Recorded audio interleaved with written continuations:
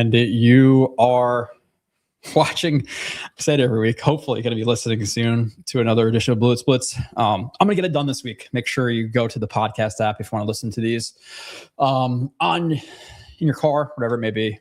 Type in Blewetts Blitz in the podcast app. I'm going to throw it up there soon. Lot going on last 2 weeks. I've been all over the place. Honestly, I've been so stupidly busy that it's gonna be hard to even formulate or like remember all the things that have happened.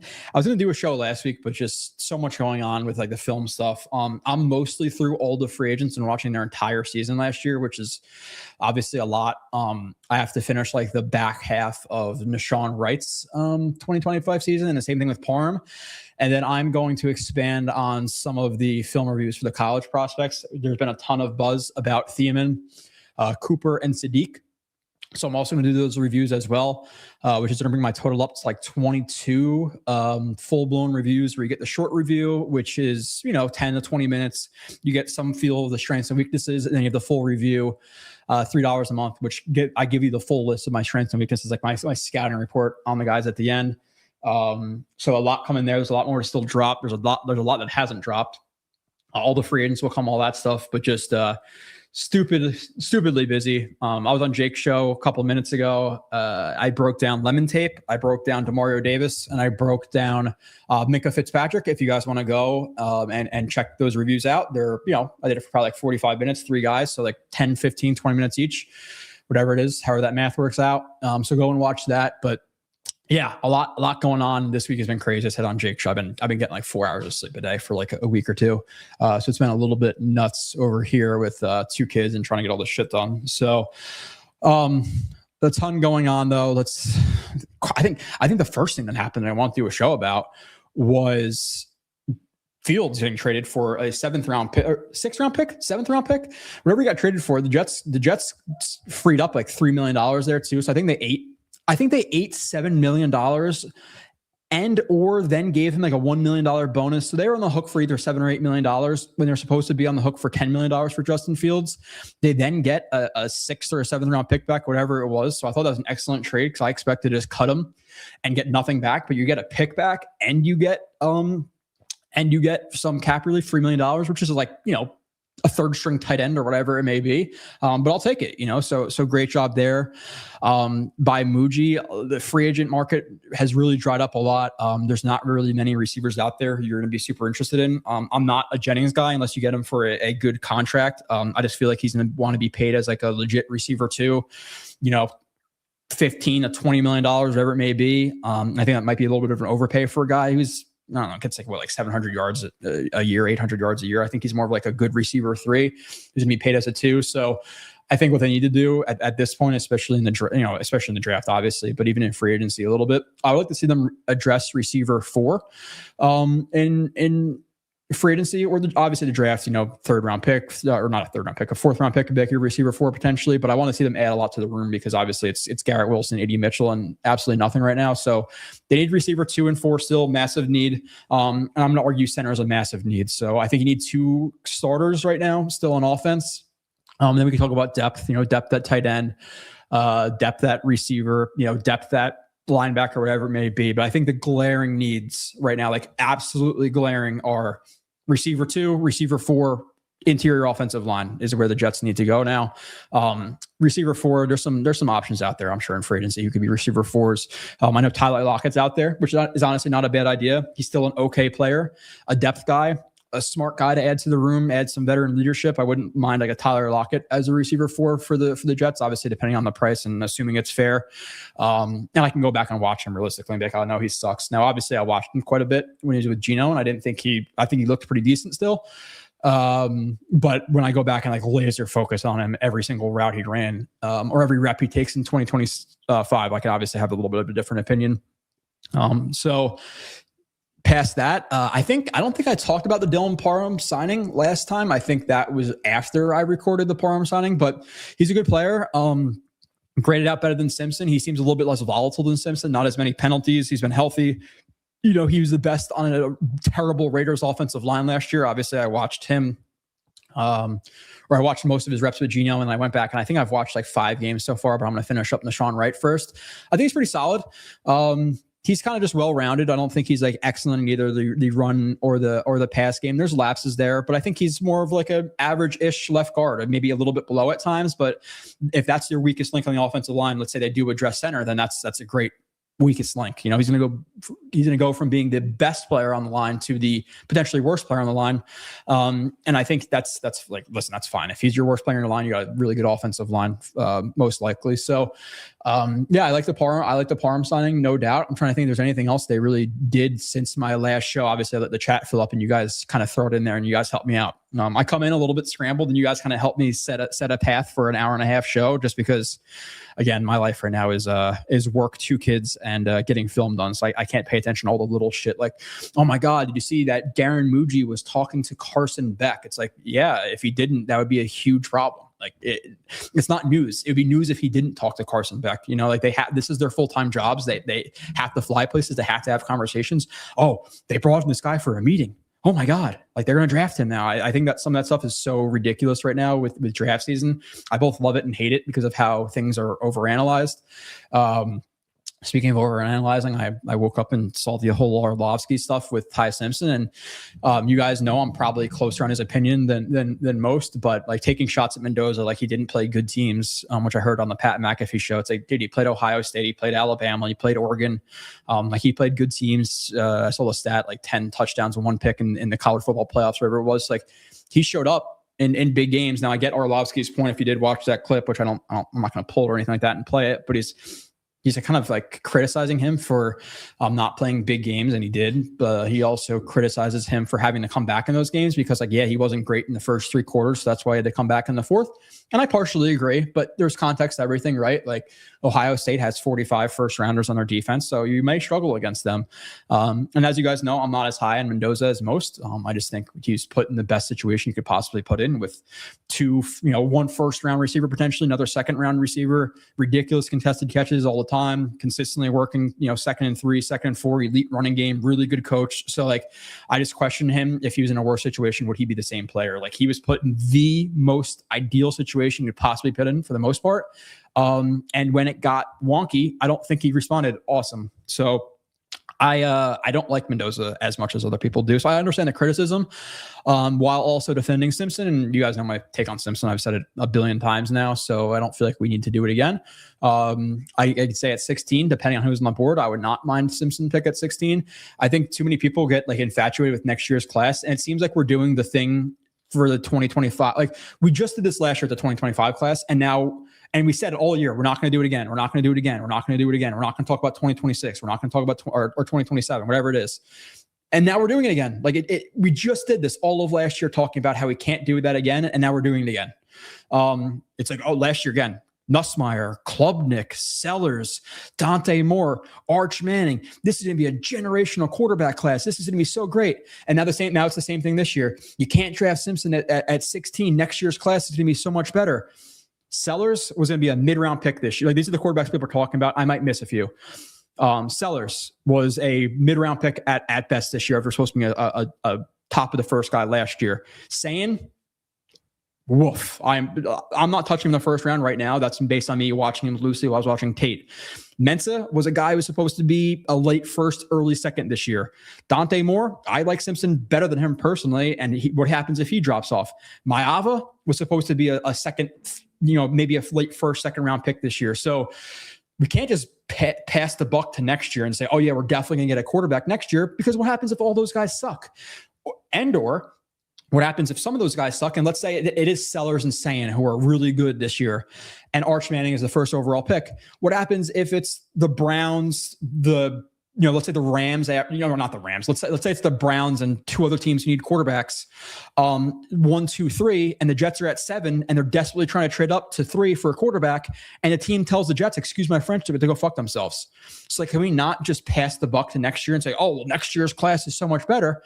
I don't know if that's necessarily true quarterback-wise. Now, maybe draft prospect-wise, but doesn't that also lead to or lend itself to hey, if the Jets can address quarterback this year, then 3 first-round draft picks next year, they could take 3 good players. They don't have to trade up. They don't have to do anything. If Simpson falls into your lap at 16, you like him, nab him.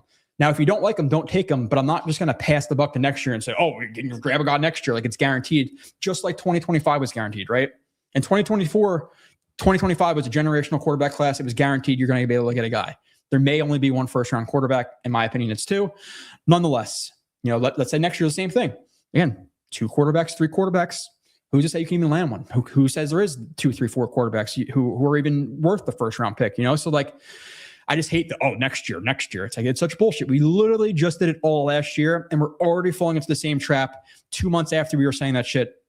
Yeah, 2 months after we were saying that shit. I don't have to say anything more than that. So like, just a little bit crazy. Again, I think Simpson's my 8th overall player on my board, and like for the Jets. So I would be okay with taking him. I don't love the staff that's developing him necessarily, but to me, he's worth that pick. I'm just checking my big board right now. Again, I know big board or whatever, but you make a big board, like it's how you rank players. He's my 8th player. So if he's there at 60, if it's him and Concepcion and Allen and Mesidor, like I'm okay with taking a shot on a quarterback there. Like I'm not going to lose my mind taking a shot on Simpson over drafting 25-year-old Mesidor or something like that.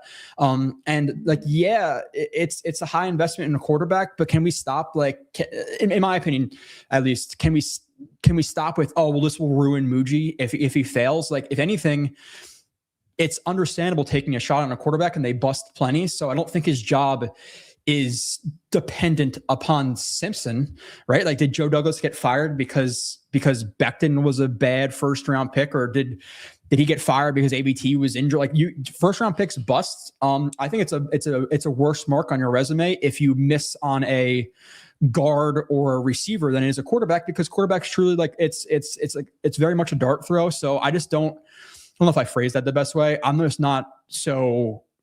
Let's push it to 2027, and if Muji picks him, the clock starts. Like, okay, I think it's a worthwhile shot at Simpson at 16. So, nonetheless, any other signings? I don't think so. The only thing I could say is Nashawn Wright. You could see why. I'll just be transparent. Like, you could see why he got paid $5 million. I know people are hyped up the stats and the picks and stuff, but he's risky. Like he might get you 4 or 5 picks. We also might give up 10 touchdowns in a year if he's starting, because my God, he's risky, and he's not the best movement skills and stuff. And some of the picks, like I think I've seen 3 of them so far. 2 of them were straight up horrible balls that were behind guys that he jumped, but if it was a good throw, he got beat. The one pick was excellent in the first game, but I would say relax on Nashawn Wright. I think he's probably your corner 4 this year. And one thing I actually wanted to bring up with Wright too, I just thought about, I pretty strictly saw him play on the left side. Now I'm like 5 or 6 games deep. Maybe that changes, but Stevens is also a guy on the left side. So I wonder if he's really the backup to Stevens, and he might not even compete. I'd rather play AZ Thomas. I think he has a higher ceiling, better movement skills, all that stuff, than a Nashawn Wright. So Nashawn Wright, fine, compete with Stevens and see who may play next to AZ Thomas, but I'm playing AZ Thomas is a starter for me.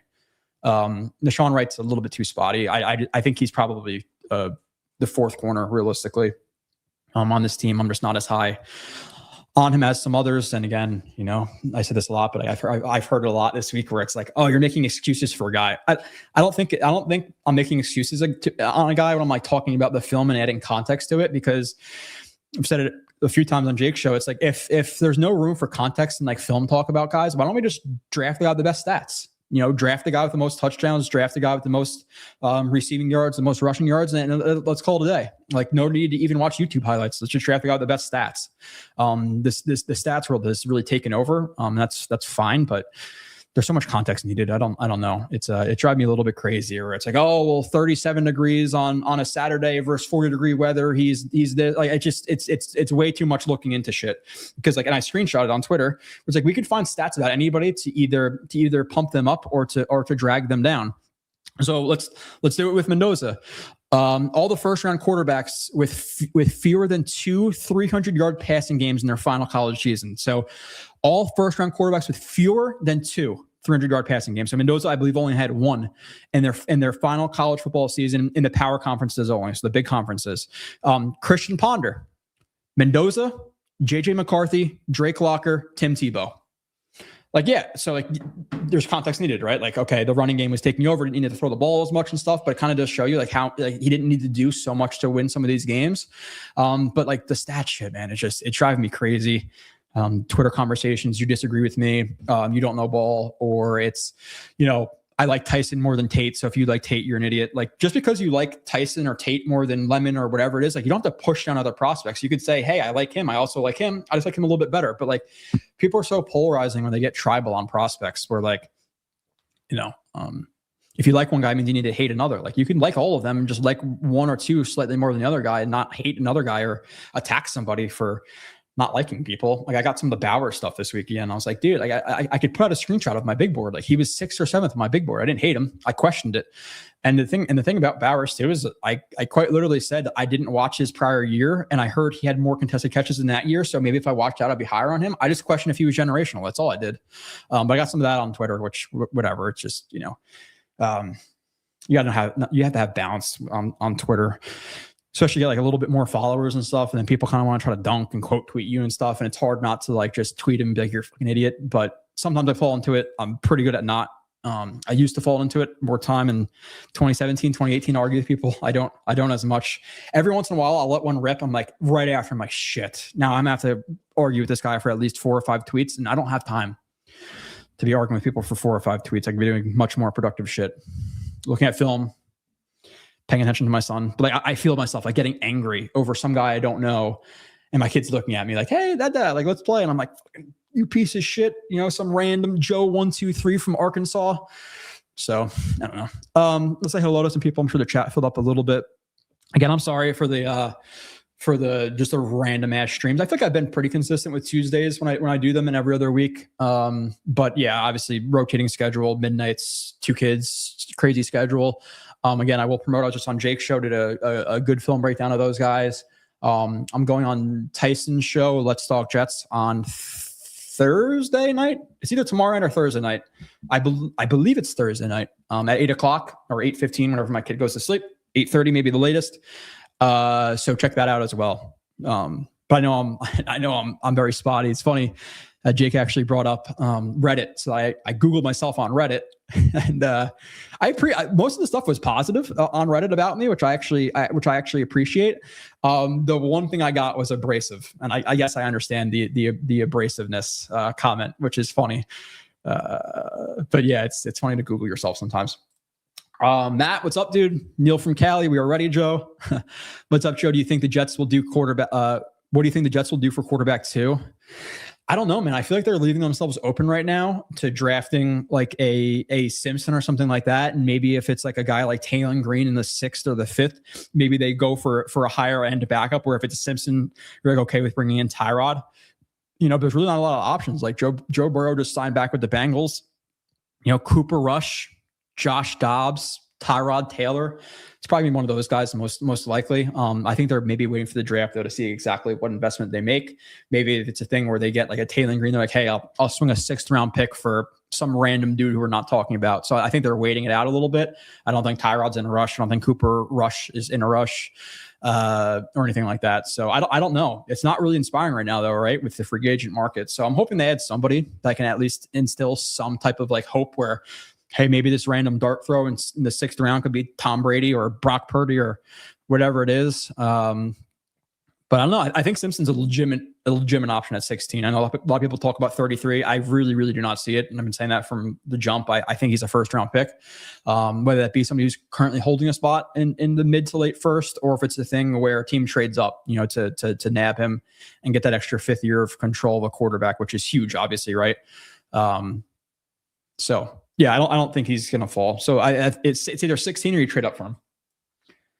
What's good, y'all? The draft profiles have been awesome, Joe. Salute. Yeah, a ton has dropped. There's still a ton that I recorded that's not even dropped yet. Just waiting for it to be edited and released and stuff. But yeah, getting into Cooper, Sadiq, and Thiemann soon. Because I've heard so much about these guys.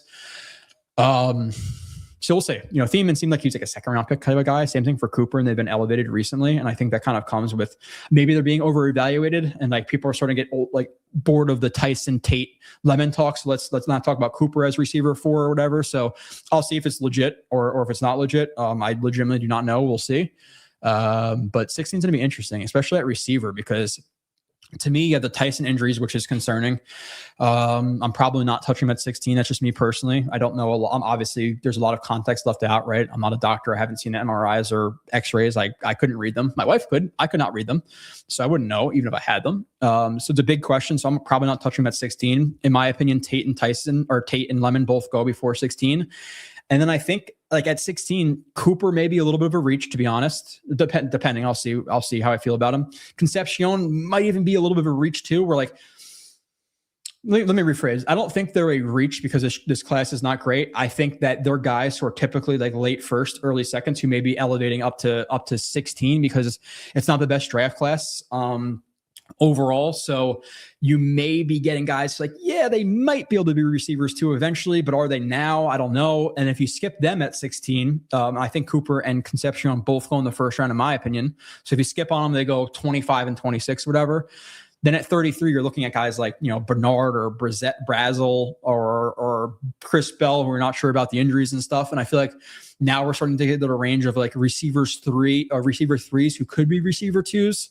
So I feel like if you get a guy at 33 or 44, it's probably going to be like, hey, 80 Mitchell's our 2 and this guy's our 3.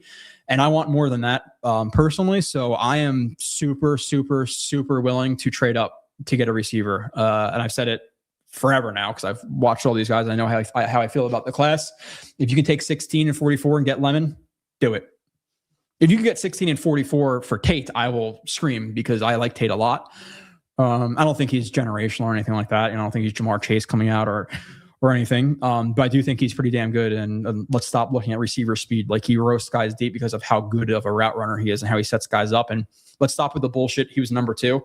And like, yeah, that comes into the equation where, yeah, Jeremiah Smith might have seen better receivers, whatever it is. Like, oh, he's a receiver 2 on his own team. It's like every single receiver in college football would have been a receiver 2 on Ohio State because nobody's better than Jeremiah Smith in college football right now, a receiver. So that is such a bullshit argument just to throw that out there. Now, if you're going to say he's a receiver 2 and he faced worse competition or didn't have enough attention on whatever, okay, I'll entertain that. But just to say, oh, he's a receiver 2 on his own team, everybody would be. Everybody. Jeremiah Smith is receiver 1 right now in college football. So that's a stupid argument. If it's just, oh, he's receiver 2 on his own team, so he can't be a good receiver for it's just like whatever. I don't know. T. Higgins is a receiver 2. He's not a good receiver. Like I just whatever. You like Lemon? I like Lemon. Reminds me of Brick from Anchorman. I like Lamp. Yes, I like Lemon. I do. He's my one. No, he's my 2. I'm gonna say 1B. Like it's not like a thing where it's 1A, 1B is bullshit. I think that's just kind of a way to say like I like them closely, and I could say yeah, he's my 2, and he's pretty close to Tate for me. I just like Tate's attributes a little better. I think he's a little bit more smooth, a little bit better of a route runner. They're both good at route runners, but I think Tate, they're both excellent contested catchers. Tate has a little bit better numbers in terms of contested catching. And I tell you, hey, the guy who's 6'2" or 5'11", who's going to be better? You're just based off of that at contested catches. So I think Tate translates a little bit better than Lemon as a contested catcher and stuff. And he's just such a smooth route runner. He could win. He could play X, he could play Z, he could play slot, he can win deep, he could win intermediate, he can win short. Now, the things that Lemon has over him is he's probably more of a willing blocker, or he's definitely more of a willing blocker. The yak is better. But that's about where you end it to me with Lemon over Tate. So, but yeah, 44, take 44 and do it. I'm completely fine with that. Like I want a receiver 2. That's their biggest need in their team right now. And I think again, 16, 33, you might be talking about receiver 3s or guys who might be a little bit overdrafted in typical drafts. So, and I like Casey Concepcion more than most. I think he had 5 drops 3 years ago, 7 drops 2 years ago, and then 10 drops last year. And I get it. Like, yeah, 10 drops is not great, but realistically, you cut out 2 or 3 drops there, and he's more average. Like I'm not going to cancel out a prospect or like drop him drastically because he has 2 more drops than the next guy. Like it's 2 drops over 100 something targets is whatever. It's not the biggest deal in the world. And I know other people have talked about it. I've talked about it. The quarterback at Texas A&M might be the worst quarterback I've ever seen. He is awful, like awful, and put him in bad situations all the time. And he only had like 900 yards, but put him on Indiana or Alabama, and he probably has 1,300 yards and 5 more touchdowns. And he's like, oh my God, Casey Concepcion is great. Like people are starting to wake up to him a little bit and like actually watching him. And he's my receiver 3 right now, but Cooper may take him over. We'll see. I got to watch. I gotta watch Cooper, but my concern with Cooper is a lot of the highlights I see and stuff, like people on Twitter who I respect or whatever, is it's like yak. I'm like, okay, and like some of the contested catches I saw were like a little bit body catches and stuff, but we'll see. I gotta pick 5 games against, like, I try to weigh like production versus competition. Like if you're playing North Alabama State and you have 10 catches for 200 yards, I really don't give a shit. Like, fine. You obviously want to watch those games, but that's not gonna be like priority over him playing like, Alabama or something like that. So I try to watch the bigger games and kind of marry it with the production. But also, even if it's not married production, like if he played Alabama and he had 1 catch for 10 yards, I'm like, okay, well, does he just suck? So we'll see. I'm gonna do a deep dive on Cooper very soon. That's gonna be my first one I do. It's probably gonna be Cooper, Sadiq, and then I'll do Thiemann, because Sadiq might be an option too, right? Like if Lemon's gone, Tate's gone, you're not comfortable with Jordan Tyson, or you're reaching for the other guys you feel is a tight end who's kind of like a hybrid tight end receiver. Is it worth it? I think I don't think he's going to like cancel out Mason Taylor. I think Mason Taylor is like right now, like a lower end one. He's not the most dynamic athlete. So if you can bring a tight end 1 to tight end 2 and you have 2 really good tight ends, great. Or you have Mason Taylor as your tight end 1, and he's kind of like a big power slot type of guy who could like crack block and go on the move a little bit. And he's like a quasi receiver tight end. Like, is it worth it? I don't know. We're going to see. But I almost look at him as like a receiver who's going to be more involved in blocking. Like I don't look at Sadiq from what I've seen so far and be like, yeah, he's a Y tight end. Like you could play Taylor and Sadiq on the field at the same time, and Sadiq is going to be like a quasi receiver. So it's like, oh, we have to go 12 personnel all the time. Like if you flex him out, he could be kind of like a receiver and it's more 11. Like let's just stop 12 personnel, 3-4. Like people are so attached to that shit. Oh, we need a big receiver outside of a small receiver. Like I think some of that stuff's so overrated. Like, are you a good football player? Can I figure out a way to use you? Same thing with Lemon. Like, oh, we need a bigger guy next to Garrett. Okay, sure. Yeah, I prefer Mike Evans, but he's not available right now. And Lemon's the second best receiver in the draft, and he fits perfectly fine next to Garrett Wilson. Like he's your Z or your slot, and Garrett Wilson's the Z or the slot next to him. AD Mitchell's your X. And the thing is, like, if you drafted a true X, I think AD Mitchell's kind of out of position because AD should be your X. That's his best position. I don't think he's the best Z or slot. So I think Lemon actually fits better than a true X. You just don't tell me JSN's outstanding athletic attributes. Like he's just a good football player. Like Amon-Ra St. Brown, is he an excellent athlete? Like obviously, yes, but it's all relative. No, he's just a really good football player, So I think some of that shit's overvalued. I do. So Lemon can't play next to Garrett Wilson or the same player is ridiculous. And even if they are, you need 2 of them. You need a Z and a slot. And that's what they are. Now, I'd rather have Tate, who could be an X, a Z, and a slot. But to say that Lemon doesn't fit next to Garrett, I think is a massive, massive reach, and people get too attached to. I want the guy who's 6'7" and can contested catch. Teams don't. There's not a ton of fades in the NFL anymore. It's like, can you get open? Like, would you rather have Denzel Boss on a contested catch and throwing up a 50-50 ball, or Tate, who's going to roast the guy and be wide open? Fades is like the lowest percentage ball you can throw in the NFL. I'm not going to rely on, oh my God, he's 3 inches taller. I don't know, man. David, I don't think we should ignore the fact that Muji found a way to get a pick for Fields and Derek Nottie. Yeah, he's done more, and dude, like even all the a lot of the trades, like Harrison Phillips and Briggs, Justin Fields, Derek. I forgot about Derek Nottie. That's a good pull, David. Yeah, he's really good at getting value for like lower end players. Speaking about lower end players, didn't Michael Clemens got like a 3-year, $18 million deal or something like that from the Colts? Like, my God, dude, what is going on? Is it just like, hey, the Jets suck, he's good, and like we just don't watch the film on this guy? I don't understand. Like, even with Kinlaw suck with the Jets, and he got like $15 million a year. Crazy. I'm trying to think of anything. I'm sure there's other stuff you guys will bring up, like who we signed and stuff. I think we brought back Cisco. That was another move that the Jets did. Listen, if he's a depth free safety, fine. If he's the starter, I have a problem with it. Now, some of the talk has been, okay, Mink is going to be your box safety, slot or whatever. And if he is, then Moore isn't a guy you want playing high. He's just not athletic enough for it, in my opinion. Belton's not a guy you want high. Just watch him entirely. You do not want him playing high at all either. So it's Cisco's going to be your free safety if Minka's in the box. So I'd rather put Minka high, because I think Minka is just as good high as he is low, in my opinion. Again, he's a guy who gets to the right spot because of his eyes. It's not because of his athleticism.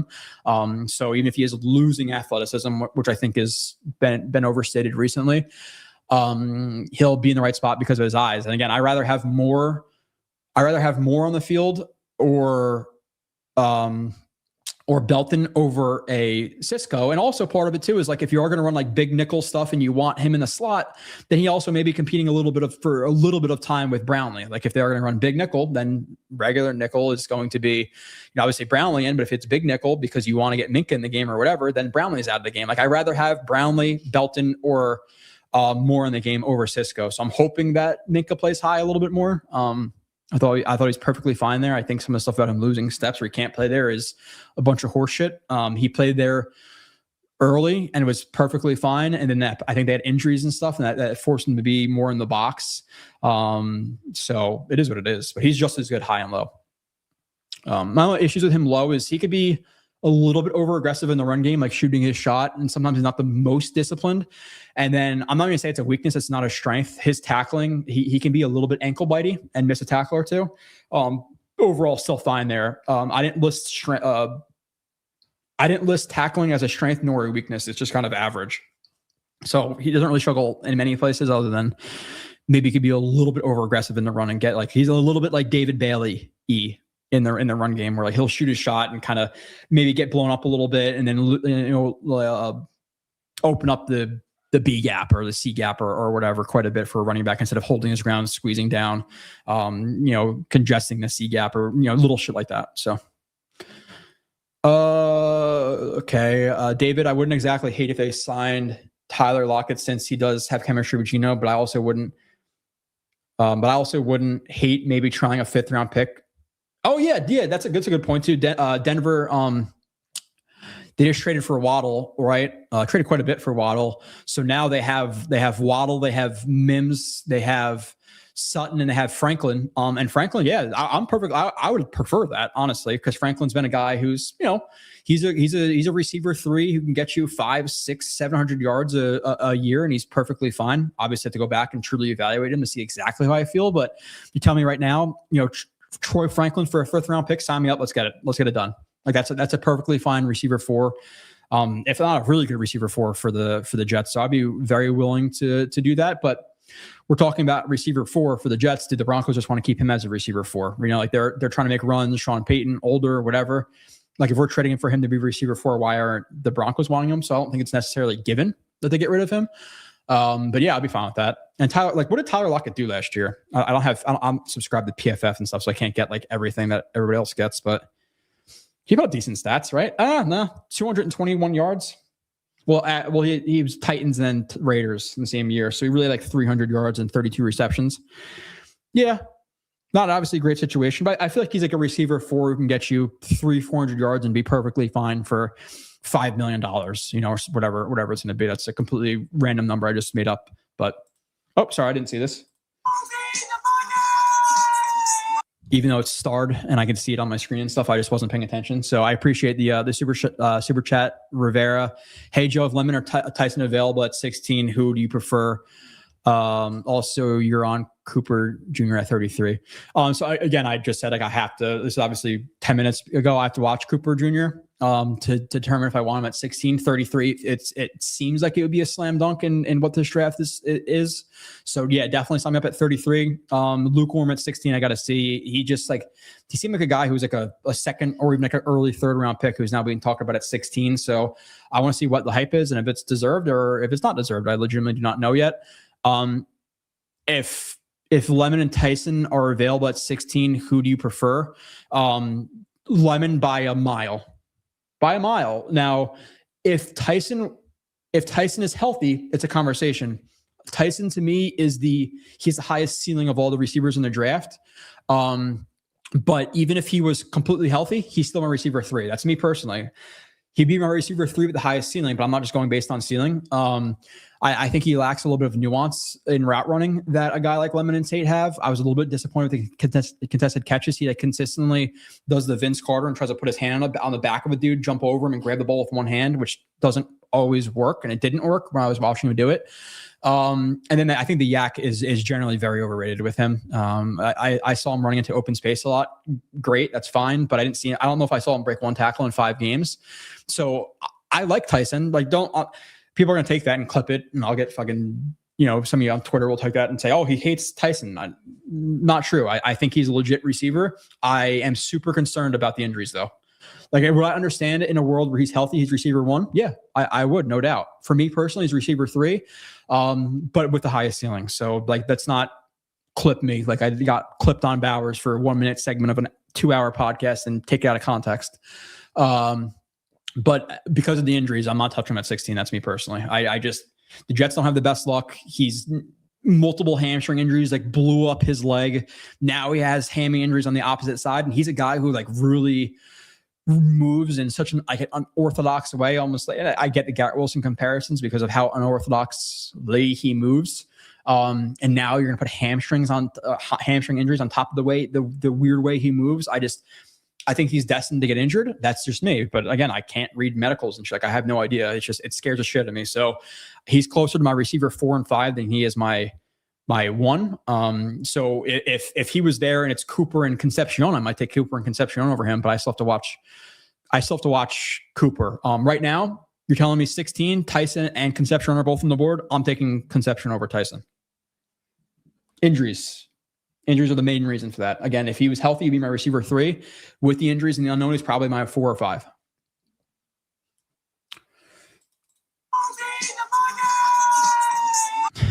Brees tweets and AG dances. Keep one, delete one. Yeah, man. Delete the Brees tweets. Dana is great. A lot of people refer to it, but that tweet with Brees where you made him like emo and like kiss makeup was excellent. So bravo to that. But yeah, I don't love Brees on Twitter. He feels like the last guy here who's like still of that Salah kind of, what's the word for it? Like chill locker room type vibes, like kind of bitching a lot, whatever it is. I don't love Brees in the mindset and stuff. And like AG was pumped up, his DN just jumped over a guard and blocked a kick and brought it back for 60 yards for a touchdown. He was pumped up. So yeah, give me him dancing, because that's usually means we're playing well. So give me the dancing, delete the Brees tweets. I love that though. And again, kudos to that thing. Which, by the way, is there a way on Twitter to just delete every single AI video that's ever come out? I can't deal with watching videos of it almost looks real for a second and you realize how stupid it looks. Is there a way to like filter out AI videos? I never want to see one again. Like, it still kind of sucks, the AI stuff, but it's going to be really interesting in a few years. Especially with my job, like video evidence is obviously a lot, or it matters quite a bit, but in a few years where you could doctor these videos and stuff, are we gonna be able to tell? Like, is there a way? I know there's a way on like iPhones and stuff or on computers. If you edit a video, it says it in the info on the picture, like edited, however it comes up that it's edited. So I don't know if that's how you can tell, like, is this video edited or not? But it's gonna be really tricky in a few years to be like, hey, I have a video of this guy stabbing me, and it's like completely made up, So yeah. The AI stuff is ridiculous. My wife's going to replace me with a robot. I know it's going to happen. So I'm going to enjoy the next few years we have. But she's over there like talking to ChatGPT all the time, like house design and bills and how do I fund my kids' college and put this money away and how do I make them millionaires by the time they're 18, which is a legitimate thing she wants to do, which I think we may be able to do. But I'm gonna get replaced because robots don't bitch. They can cook her food. They don't need to sleep. They can stay up all night and make breakfast and shit. And I gotta sleep and I have a job and I'll be replaced. It's fine. As long as I can live in the house still, we'll be good. She doesn't take all my money. Okay, sorry. I'm getting back to where I was at. I'll let the chat fill up and let's get to some more chats. Neil from Cali, who do you think that could be there realistically at pick 16 that you would want the Jets to draft top 5 players at that draft slot? Ooh, it's like, you know what I'm gonna say? Obviously, it depends and who could be there. I don't think Reese is there. I don't think Tate is there. I don't think Downs is there. Apparently, the degenerative knee thing is bullshit. It's not a real report. It's made up. Styles won't be there. Lemon won't be there. Bain, Bailey won't be there. I think you could start to talk about maybe Vega is there. I would have Vega 1. I'd have Vega 1.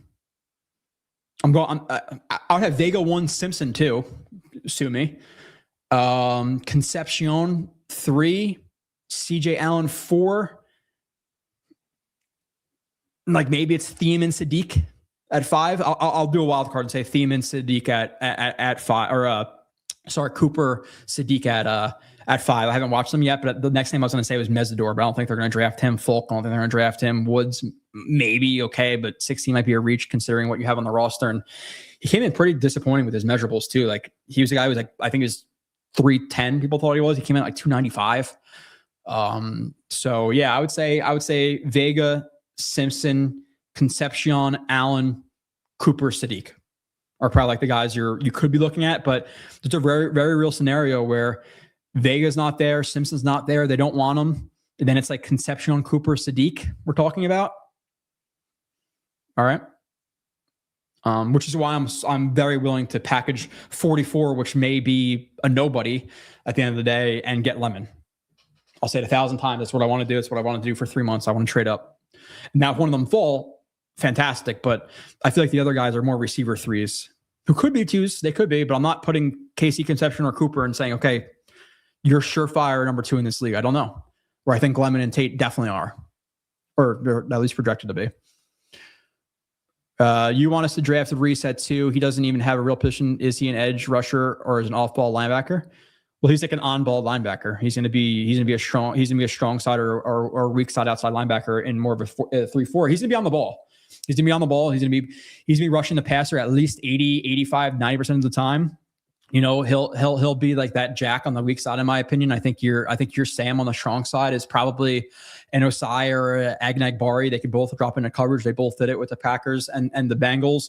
They could both flex into D end at times. I think Agnagbari at times is strong enough to play just a base D end, a little bit light for it, but in some pass rush situations where you want to get some lighter bodies in there for more athleticism to get to the quarterback, they could both flex in the D end, outside linebacker. So I think Reese is a guy who's going to play mostly as your Jack, as your weak side outside linebacker. There's some times you could play Sam on the strong side if you want him to. And then there's some sets where like, hey, let's say it's a run situation. You're in a true 3-4 and you want a bunch of big bodies on the line of scrimmage, or you just want your run stuffing unit out there, right? And it's a 3-4. You're probably looking at Sweat as a nose tackle, Harrison Phillips as one of the DNs, Briggs or Onyemata as the other DN. I'll say Briggs. I think he's better than Onyemata. That's their defensive line, which Sweat, Briggs, and Phillips on the D line. Good luck trying to run on the inside. And then your outside linebackers, and in that scenario for me would be Agnagbari on the strong side. He's a little bit stronger than Osai. Osai is strong in his own right, but Agnagbari, if I'm not even pronouncing the name, I don't think Enabari. I don't know what it is. He'll be on the strong side. Your weak side is probably Osai. And then your 2 stand-up linebackers could be Demario Davis and then Reese as a stand-up linebacker. Reese, plug the A gap, plug the B gap. Just go downhill with your hair on fire. Like, so he could play stand up, but I think if you play him stand up, it's going to be with everything in front of him, right? So it's going to be plugging gaps. It's going to be setting the edge if he is a stand-up linebacker. It's going to be some reps of, okay, we want a little bit of a different look. Spy, a little bit of a different look. Man coverage on a running back, a little bit of a different look. Drop into a wall, like things like that with Reese. But I think 99% of the time, everything should be in front of him. So it's not like he's playing linebacker and dropping into zone drops. It's and there will be some of that. I'm talking about like more zone drops, like deep seams and stuff like that. You don't really want them in there, but like simple hooks, simple curl to flats, not a lot of like responsibility and stuff, then yeah, fine. But even if he is standing up, everything's in front of him. So that's part of the appeal of him is he could play so many different positions. Like if he gains 10, 15 pounds, he could play on the D line a little bit. If you're looking for more of a 4-3 look, on a 3-4 look, outside linebacker, like kick him out and have Briggs inside of him. So it's part of the appeals. He can do everything. It's not that he doesn't have a position. It's he doesn't have a position because of how versatile he is. Like, but mostly he's going to be on the line of scrimmage, outside linebacker, hand in the dirt or not, it doesn't really matter. You're on the line of scrimmage, but he's not going to be like, I saw some people this week on Twitter, like, oh, he should be mentored by Demario Davis and he takes over for Demario. Demario Davis is a stand-up inside linebacker. There's a big difference between a stand-up inside linebacker and an outside linebacker in a 3-4, 4-3 end, whatever it may be. And that's what he is. So, yeah, I feel it's like a slight, like he doesn't even have a real position. Yeah, it's because of how versatile he is and how many things he could do well, and in limited pass rush situations, he was very productive in terms of having limited opportunities, and he produced when he was asked to blitz. Now he does need to round out, no doubt, in the pass rush game, but you have to take age into the factor as well, right? Like he's 20, Bailey is 23. Who's a better athlete? It's Reese. I know people just think athletics sometimes is a straight line explosion, but you have to look at bend and change the direction and lateral ability and strength is a part of athleticism, in my opinion. And you're not going to find a guy stronger than Reese at 242 pounds. You're quite literally not going to do it. I dare anybody to show me a guy who's stronger than he is at his weight at 20 years old. Now, 23 years old, 255, 250, whatever you want to make him. He's going to gain some weight. My God.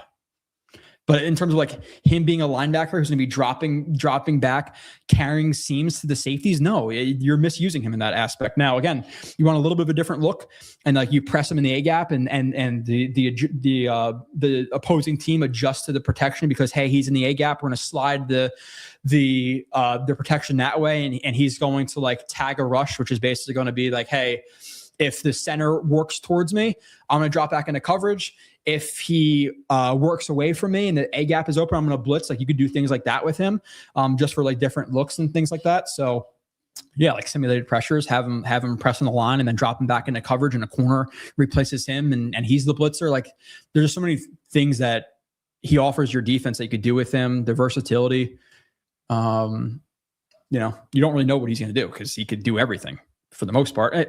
Again, zone drops, man coverage against an athletic tight end. Yeah, you don't want him there. Could he hold his own for a rep or two? Again, you want a different look and you want to put him on a man coverage on a tight end. Fine. Hope he gets hands on early because he's a little bit tight dropping back into coverage. But yeah.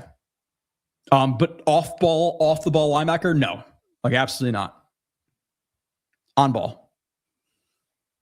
Or with everything in front of him. Like, yeah, if you want to stand him up and blitz him, fine. That's fine. But you should be playing with everything in front of him 95% of the time. David, I think the Jets might wait until after the draft to get their quarterback too. I feel like Tyrod, Dobbs, et cetera, should be available. Yeah. Tyrod, Dobbs, Cooper Rush, whatever it's going to be, they'll be available. They'll be sitting there after the draft. So that's what I would do as well. Oh yeah, there you go. Thank you, David. See, they re-signed Kenan Nguanu, who is one of the better returns in the NFL. He's just injured consistently, so they got him for a relatively low price. But that was a huge part of the special teams. Was really it was the blocking too. Let's be realistic. If you're telling me, hey, and people are not going to want to hear this probably because it's kind of downplaying them. But like, hey, was it more so Kene and Isaiah Williams making those returns, or was the blockers? It was the blockers. The blockers really, really did well. And speaking about that, Beck was re-signed, who you guys know I was a Beck stan last year. And if you go back and watch some of those returns, some of the massive reps that Beck had as a blocker, like he really, really, really excelled there as a blocker in like punt return and kick return situations. So no, I'm happy with Kene, no doubt. Running back 4. Kick returner 1.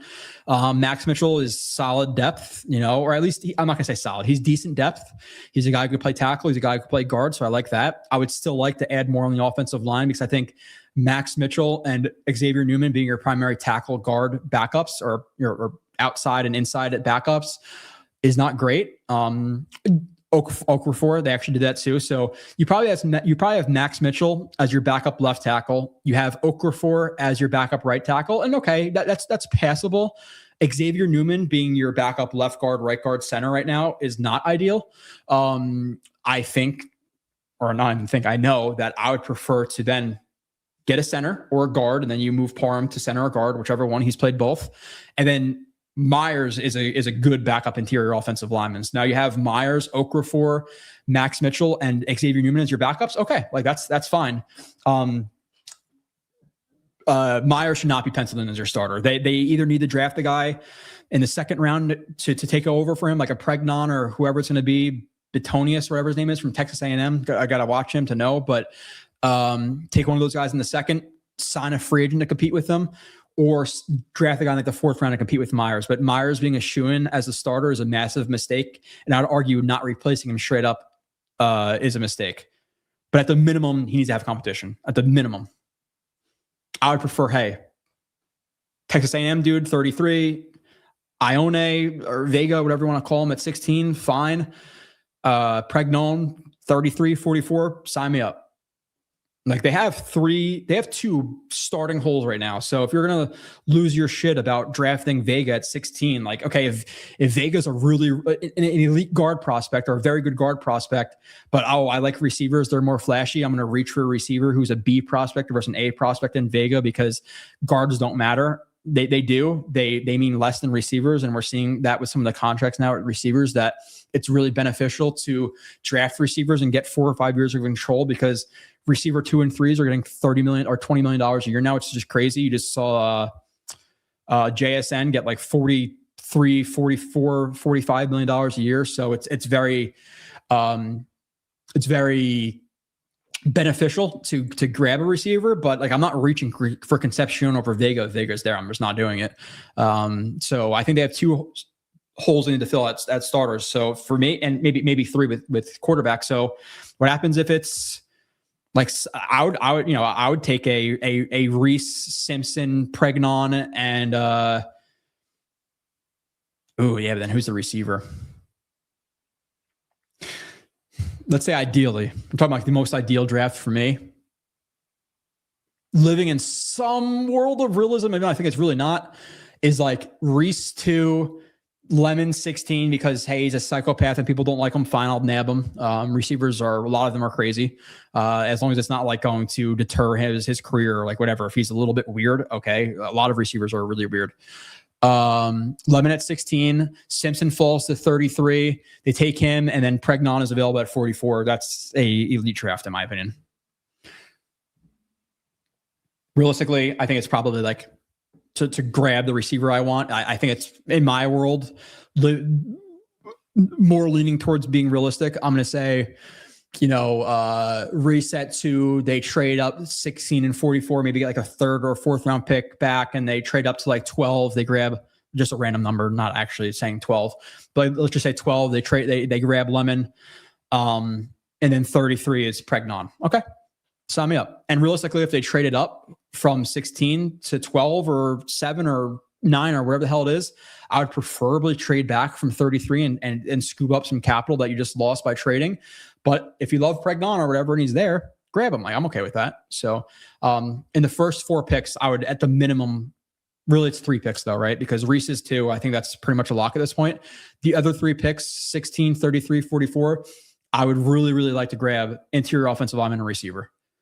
Give me a tight end too. Like, I'm okay with a tight end too. If I don't know if there's one value that high, it seems like it's Sadiq and then a drop off. Maybe like there's like late 2nd, 3rd round guys, but I'll be okay with the tight end too. Did anyone rise or fall on your Jets big board because of what happened in free agency, or does free agency not impact your board at all?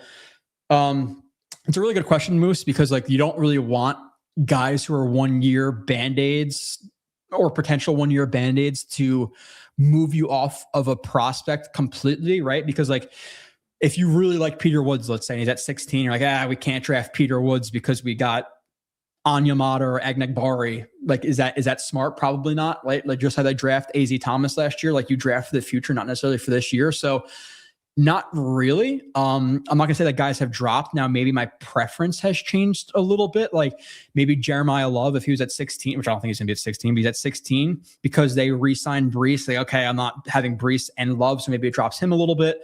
I think guys, in terms of like guys who I would not prefer, but if they're the best player, draft them, fine. But I think guys like Woods, Falk, Woods, Falk, Mesidor kind of dropped on my board because it's like you're drafting Reese and you have a lot there. But then again, if you love the guy, like a 1-year advantage shouldn't move you off, but maybe slightly, like in terms of preference, but not dropping on my board necessarily, if that makes sense. Does that make sense? Maybe it does. Maybe it doesn't. So you don't want, again, Anyamata, Agnegbari could be gone next year. So if you love Woods, it's like, we love him, but damn, man, Anyamata, now we got to reach for Casey Concepcion, don't do that. If you really like Peter Woods, do it and figure out a way to make it work. And then if he's a stud next year, you won't regret that. But yeah, in terms of preference, do I want Mesidor anymore? Probably not. David, you think adding a push rush into your defensive lineman could be possible?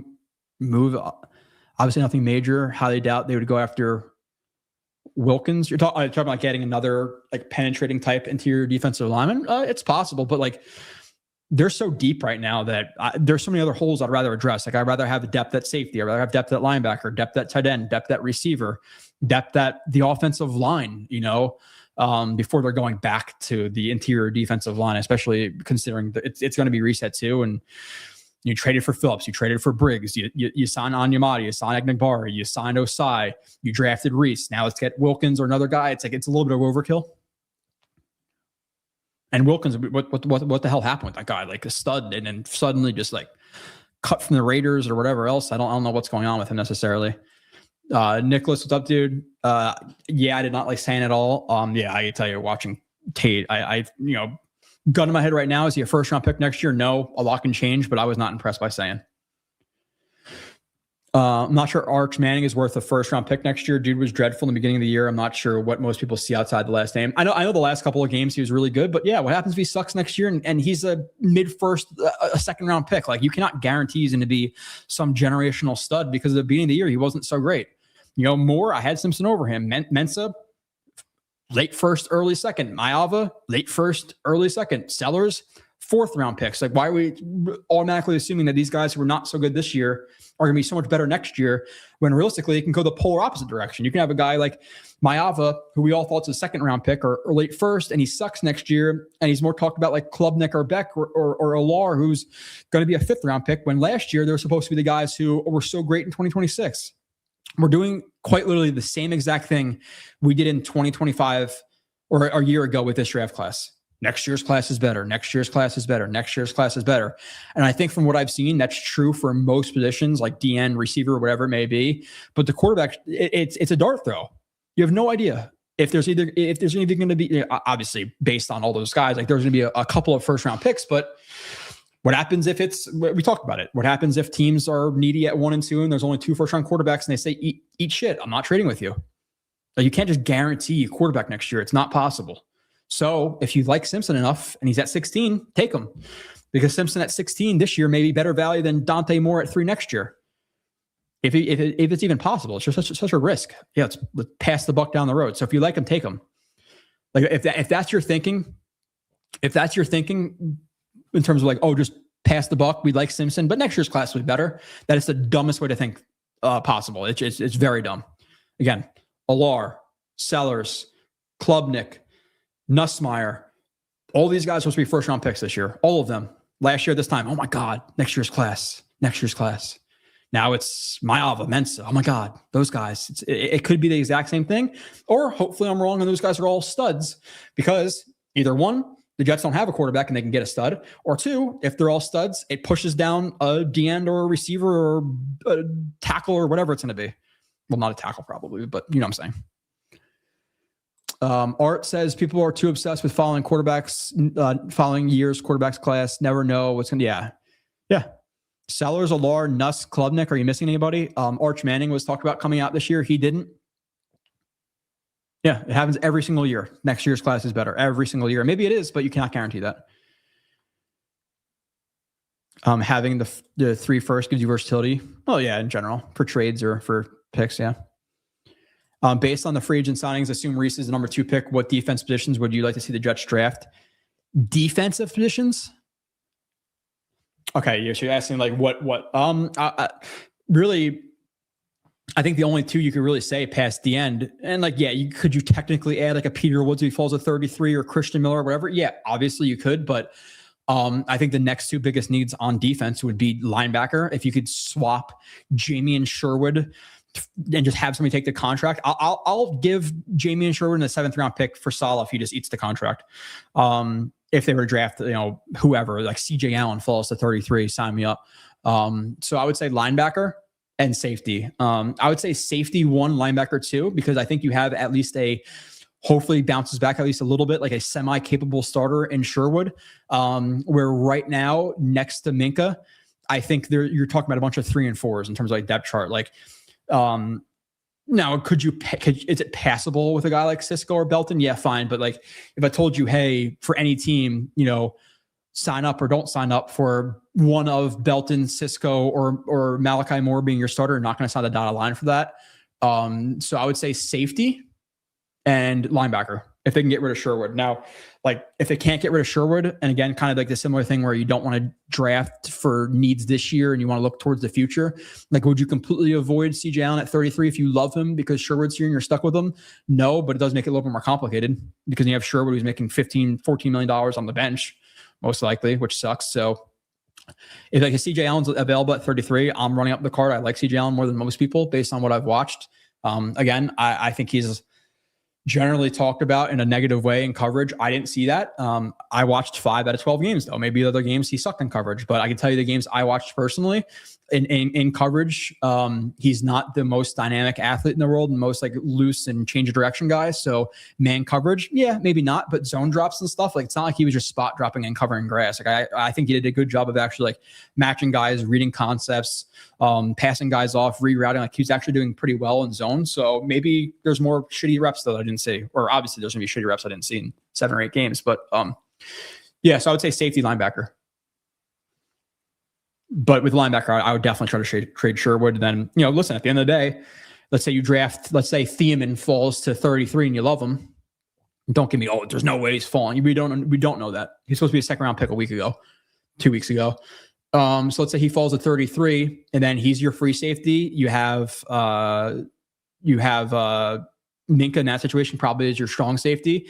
And then your safety 3, 4, 5 are Malachi Moore, Cisco, and Belton. And based on Cisco's contract, which is very minimal, I think it was like 1 year 3 or something like that. If somebody could throw in the chat, I would appreciate it. Even though I'm 50 minutes behind the chat, so I won't even see it for a while. It was a very minimal deal. You can get rid of him, or you have 5 safeties, and then you can carry 5 corners, right? Like you can have versatility where Minka can kind of be like a quasi, box safety slot, like they're kind of similar anyway. So you can carry 5 safeties, 5 corners, and you have Stiggers, you have Wright at 4 and Stiggers at 5, So hear my dog going crazy. There's some days he's good and there's some days where like a car drives by and I think one of those windows where I should know the word, I'm just exhausted. It's like not plated, but like you can see rainbows and shit through. It's all different colors, like not different colors, but like, what I'm talking about. And he just like looks at the colors and barks and assumes some of these areas are kind of retarded. Don't cancel me. I know I said hard R there, but don't cancel me. You don't need to defend your picks. If you did it for the team, would be great. I think you're saying if I made the picks. Yeah, I'm not sure necessarily what that means, but thank you. I think the one advantage you get with Ty Simpson is that we have the ability to sit in the entire year this year to develop, where I don't think this regime has the time to sit next year's quarterback and burn 2 years. The only problem, who the fuck is at my door? The only thing that's kind of interesting about that situation is, my wife got like a grocery order. It's funny. This lady is delivering groceries in like a Porsche. Nonetheless, I got so distracted there.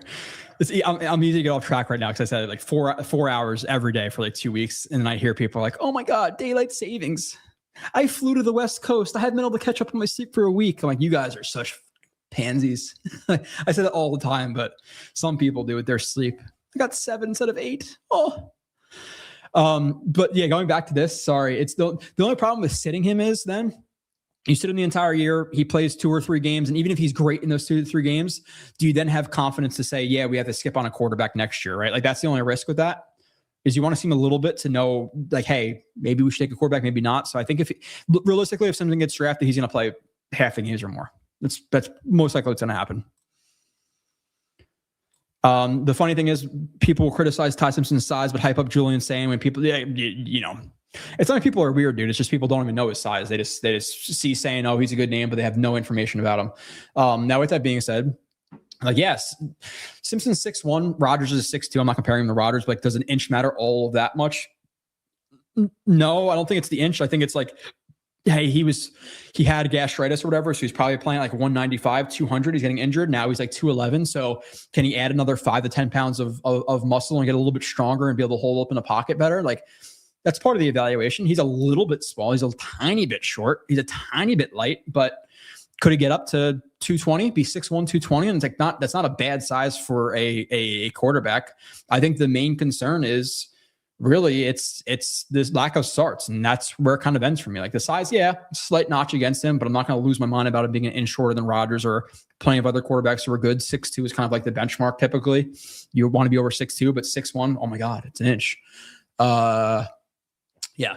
And then the thing with Simpson too is like you compare him to Brock Purdy, and I get it, like the processing stuff, but he's a better athlete than Brock Purdy. So if he processes the same and he can move better, he's a better arm, better thrower on the move, then you're talking about like, if he hits his ceiling, a very good starter. I think the Brock Purdy comparisons are unfair. I don't know why Simpson gets really hammered on like his lack of athleticism, but it's such horseshit. Like, he has designed quarterback runs at Alabama. Like, he was running like quarterback draw and quarterback power or whatever it was. And you don't really want to do that too much at the NFL level because of the lack of size, but people really tend to overlook his arm and some of his athleticism on the move, in my opinion. So I think the Brock Purdy comparison is kind of like a lower end comparison for Simpson. I think it's a little bit unfair to his athleticism. Would you take a flyer on Beck quarterback? Yeah, like obviously lack of info, right? But yeah, 5th round, like fine. It's a dart throw. If he can be if you told me Beck is a really good backup, or if Beck is a capable backup, draft him in the 5th round. Like, that's worth a 5th round pick, having a good backup. I'll take Lemon at 16. I don't think he's there. I really don't think he's there. Again, unless he went to the meeting rooms and was like an idiot, couldn't, which I don't think he is because he seems smart on the field, but like, unless he gave them really bad vibes, man. Like, I don't know. Justin Jefferson has like his alter ego and like Jettis. Like, he's a little bit odd. Jamar Chase, again, lack of info, but he seems like a little bit of a douche from everything I've seen and mic'd up of him. Puka Nacua seems like a psychopath. Brandon Marshall, he's a psychopath. Like, it's a lot of receivers are kind of weird. So I'm not like, oh my God, this another receiver is weird. He's not a quarterback. He's a receiver. They're all kind of odd. John, with you on Simpson, if he's there at 16, pull the trigger. Yeah, it depends. It depends obviously on who's there, right? But yeah, in general, like, he's my 8th or 9th highest player, so I would take him. I'm not just passing for 2026. Again, if he hits, then it's oh shit, we have 3 first-round draft picks, and we don't have to trade up. We don't have to take a quarterback. We could take freaking Jeremiah Smith, a stud D tackle, and whatever. I don't know. What about Tyson receiver? Receiver 3, no injuries, highest ceiling. I went over this already, but I'll just hit it again. Receiver 3 with no injuries, because the injuries more closer to 4 or 5, but has the highest ceiling of all the receivers. You think Tyson is overrated or really good and just injured? Sorry if I already answered. Yeah, I just hit it again. I think he's the 3rd best receiver with the highest ceiling, but the injuries dropped him down to 4 or 5. Boomtown, what's up, dude? Joe, it appears most likely pick first. Jets at 2 is Reese, Bailey, or Styles. If the defense could switch to a 3-4 to a 4-3 after next season, whose skill set is better suited to that change? You're talking about get the coaches fired. Who fits in multiple systems? I think Styles can fit in any system. I think Bailey, you want more so as a 3-4 end. Like, you don't want him having really many like run. And as a 3-4 end, or as a 3-4 outside linebacker, you still have like rush responsibilities, but a 3-4 as a weak side outside linebacker opens them up a little bit more to just rush the passer pretty consistently and not have to worry as much about the run game. So I think Bailey's more of a 3-4 outside linebacker, and Reese can play, if he adds weight, he could be a weak side defensive end in a 4-3. He could play outside linebacker in a 3-4. Like, Reese is the most versatile. Styles, I think he's fine either, realistically. But I can tell you right now, if it's Bailey at 2, I'm going to be very, very disappointed. I'll just be transparent. To me, he's a one-dimensional player at this point, and I know people are going to think I'm crazy for saying, just don't overreact, right? Let me just break it down a little bit. Will McDonald has more intangibles like athletic traits than Bailey does to be a good pass rusher, right? Because Bailey is more explosive, no doubt about it. Bailey's even more aggressive than Will McDonald, no doubt about it. If he's a 10, he's a 9 out of 10 in terms of explosion. I think Bailey really where he wins is his second, third, fourth step. His first step at time, it's very, very good, but I think it's more so his secondary acceleration, second, third, fourth step, which are truly elite. Nonetheless, give him explosion, however you want to rank it, first step, second, third. There's a difference to me between first step explosion and then secondary explosion. I think his secondary explosion is really, really the elite part with him. If let's just say he's a 9 out of 10 in terms of explosion, Will McDonald's a 7, but then you go to flexibility and bend, McDonald's a 9 out of 10 there, and Bailey is like a 3 or a 4, So in terms of ceiling, if Will McDonald, and he's older, right? He's less years of control. He's going to have the fifth year option, all that stuff. But I feel like Bailey, you don't want Bailey and McDonald in the field at the same time. So if you draft Bailey, you're kind of giving up on McDonald and going to trade him. Whereas if you were to draft, like you said, Styles or Reese, you can keep McDonald on the field. But McDonald, in my opinion, is a higher pass rush ceiling than a Bailey. And to defend McDonald a little bit, and you guys will see the review I do, and in the review I do, I don't think I have it on my computer in terms of like a highlight film. Maybe I do. Let me just check. There were so many times last year where Will McDonald won instantly, but the ball was out in 3 steps because the linebacker sucked ass.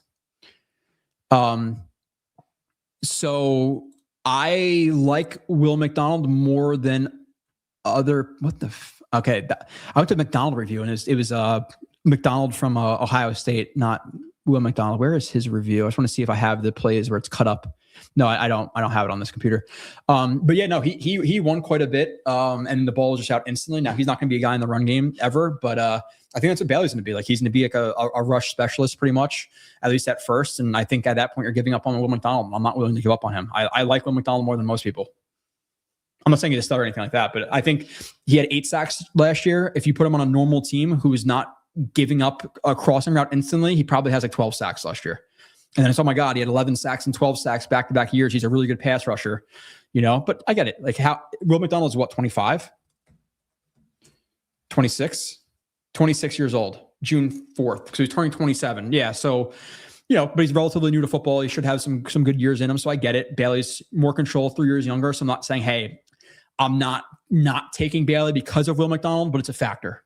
It's a factor to me. Would you take a receiver at 33 and get Jeremiah Smith next year? Yeah, why not? Sure, load me up. Like a receiver at 33, realistically, he's going to be hopefully a really good, obviously a 2. But if you have a really good 2 and he gets knocked down at 3 because of Jeremiah Smith and Garrett Wilson, my God. And then A.D. Mitchell is your 4, which at that point probably doesn't resign. He wants more targets and stuff. But yeah, A.D. Mitchell will be gone at that point. But let's say your receivers are Garrett Wilson, Jeremiah Smith, and 33 is Omar Cooper, and he works out. Yeah, let's do it.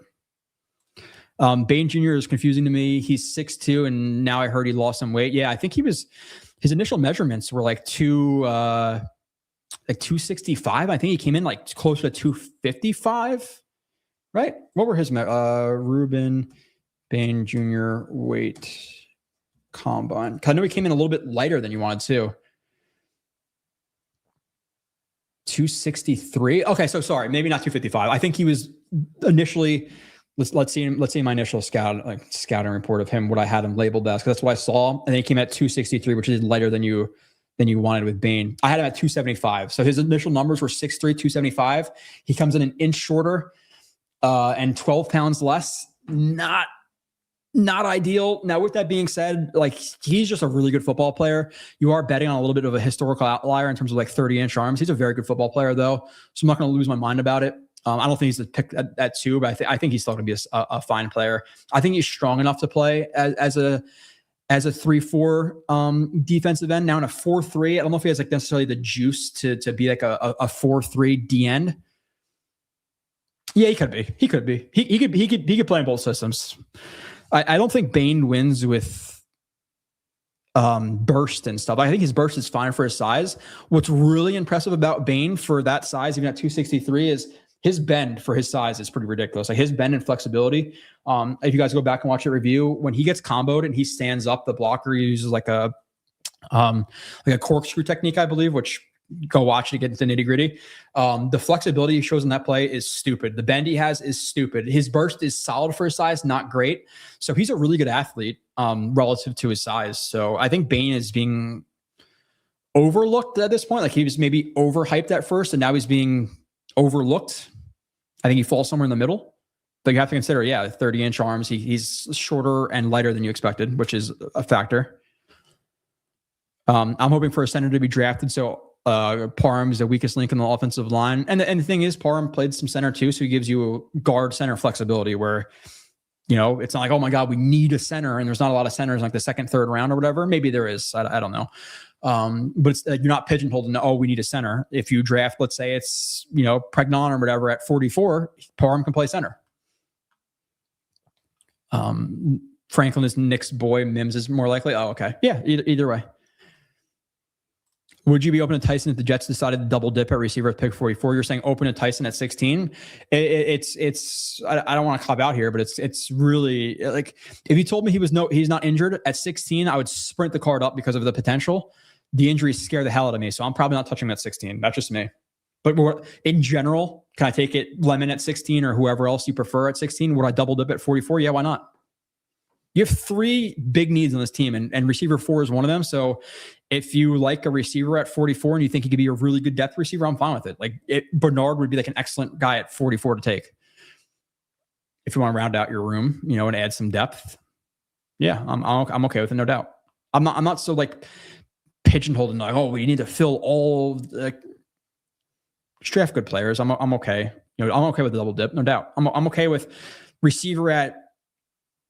I'm okay with all offense, or all not pass catching. But if you freaking took, I don't know, Lemon at 16, Sadiq falls to 33, and then Bernard at 44, fine. Stack up the offense. I don't give a shit. Even though I prefer obviously an interior offensive lineman there, but Joe, if you're the Raiders GM would you take Simpson at 1? I still think Mendoza's probably going to be the pick. There because of the size of the starts. So I get it. I get the resume stuff, but in terms of like on film this year, I don't think there's much separation, if at all. I actually like Simpson more on film this year than Mendoza just because of, again, Simpson, lack of help, running game, receivers. Well, I said 1,000 times. And Mendoza was put in the most ideal situation you could possibly be put in. People don't want to talk about that. That's not context. It's excuses to some people. So yeah, he won more games. He had better stats. He's a better quarterback, but I think there's a lot more that you need to talk about with that. If you hate me, yeah, I'm not going to say the names. Like, I don't want to disparage people, but like people quote tweeted me or whatever because like people were talking shit that I blocked or muted, and then I unfollowed that person to then go back at them a little bit, and then they just followed me. They didn't even contest anything I said. It's like people I saw something on Twitter. I forget who it was this week. I was like, oh, Blewett hated Bowers. I'm like, dude, you're falling for a 1-minute clip that somebody put out. You didn't listen to the full context. I had him above Fashanu. I would have drafted him over Fashanu based on my board. So did I hate him or did I bring up legitimate questions that I had based on the little film that I watched that I was transparent about not watching all of the film? I literally said it. The prior year, he was much better at contested catch situations. So like, it just, I like even that guy was like, oh, you hated Bowers. It's like, that I contested him, I just never answered. Or the guy who clipped it. I'm not going to say anything about who it is, but like, because you like a guy and I have questions about him, like we have to clip and block and say it just, Twitter is a cesspool.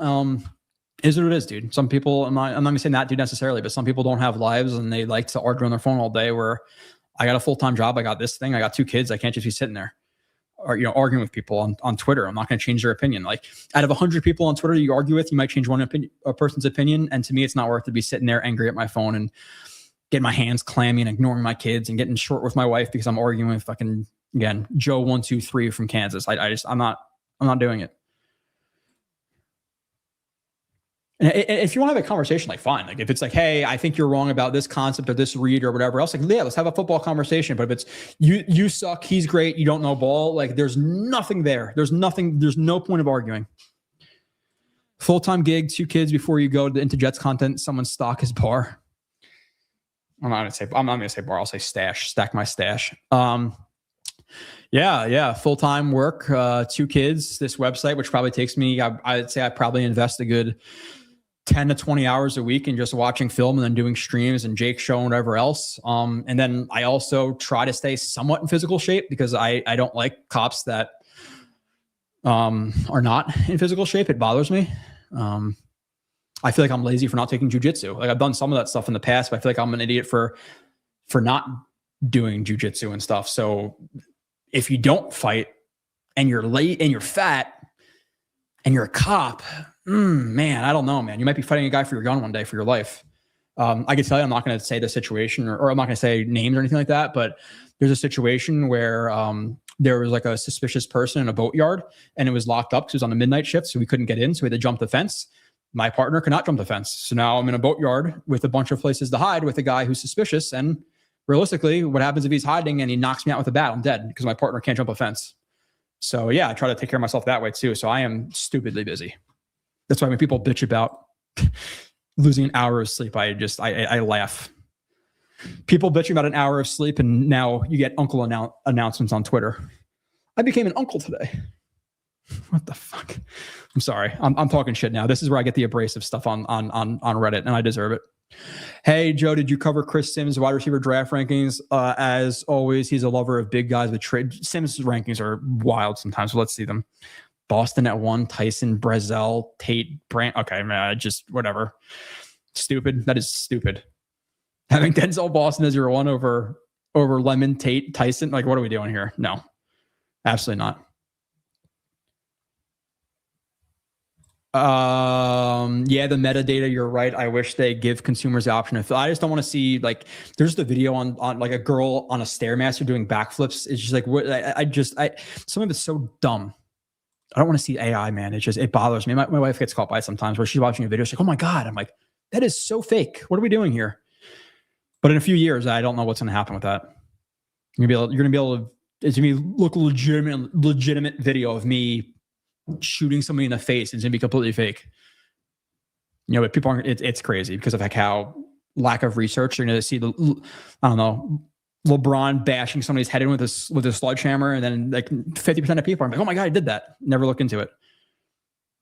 Tank for Ty, what's up, dude? If you could trade 16 and 33 from a Candela? Yes, your name is like Alex Candela or something like that. If you could trade 16 and 33 to get pick 7, would you take Tate at 2 or take whichever elite defensive guys there at 7? I don't think it's going to take 33. I think if you traded 16 and 33 to get the 7, you're probably going to get like, you know, a 3rd round pick or whatever back. I think like 16, 44 and maybe some change get you up to 7, or maybe not even change, just 16 and 44. So I think 33 is too high. I'm personally like, yeah, listen, if they traded up to 7 for Downs or Styles, like, okay, fine. I'd rather trade up for a receiver, me personally. But pick 7, would you take Tate at 2? I'm just not sure where the Tate at 2. I'm not taking Tate at 2 because I'm taking Reese. If Tate's there at 7, trade up. I'm cool with that. But yeah, I don't know. I'm not super eager to trade 33 to get a defensive player. Jose, you watch more film than I, and it's your opinion that Simpson is 16 is fine. To me, it makes more sense to add talent at a 9 quarterback positions, increase overall talent. Yeah, it's fine. Again, if you like Vega more than him at 16 or Concepcion, I don't think you're crazy for that take. I don't. I'm just not passing on Simpson at 16 because 2027 is better, just like 2026 is better.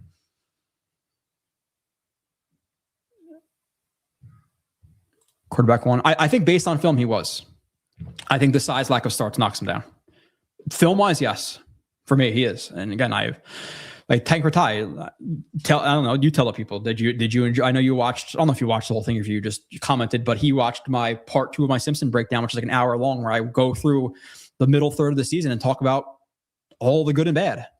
I have another part dropping. The short will drop for that too. I'm not just saying stuff. It's legit. It's out there. Joe, can you please provide an argument on why or why not Sadiq shouldn't be the pick at 16? The idea of him in the slot and defenses having to choose. Yeah. Did I talk about this on Jake's show or this show? Like, I think if you're drafting Sadiq at whether, I don't think he's a Y based on everything I've seen, and I'll watch him very soon, but I don't think he's like a true Y. I think he's more of like a power slot, big receiver. So if you draft him at 16, it's not like, oh, well, he's a Y tight end, and now you have to play 12 personnel and Mason Taylor's going to be on the bench. I don't think it's as simple as that. I think if you draft Sadiq, you can still have Mason Taylor being your Y tight end, or you can run them both in 2 tight end sets, or more realistically, he's like a move tight end, a power slot who will have like free releases and stuff. So like, I think he's almost more a receiver, or like a big move receiver tight end, than he is like a true Y. So it's not like you're drafting Tyler Warren at 16, which I would still be down for and just play more 12. But Sadiq is more of like a quasi receiver tight end. So he fills the receiver need while also filling kind of like a tight end need as well. So I'll be okay with him. If I like him, I can go back and say he sucks. I'll know in about a week or two.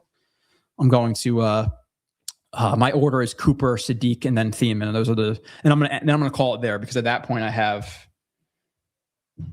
how many? Damn it. Because by that point I will have, that's 22 players done.